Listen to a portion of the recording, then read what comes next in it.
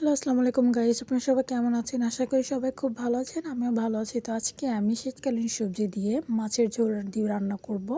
তো সেটা আজকে আপনাদের সাথে শেয়ার করব। তো এখানে ফুলকপি, বেগুন, সিম এবং আলু দিয়ে আমি এটা মাছের ঝোলটা করব। তো এখানে পেঁয়াজ কাঁচামরিচ ভেজে নিয়ে আমি সবজিগুলো দিয়ে দিয়েছি। স্বাদমতো লবণ এবং হলুদের গুঁড়া এবং মরিচের গুঁড়া আমি দিয়ে দিয়েছি। দিয়ে হালকা একটু নেড়েচেড়ে নিয়েছি এবং ঢাকনা দিয়ে এটা আমি ঢেকে দিব হাফ সেদ্ধ করার জন্য।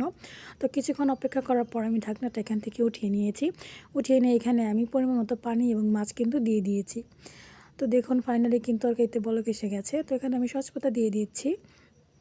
তো সচপাতা দেওয়া হয়ে গেছে। তো দেখুন তরকারিটা কিন্তু অনেক সুন্দর বলক এসে গেছে। তো দেখুন আমার তরকারিটা কিন্তু অনেক সুন্দর দেখা যাচ্ছে।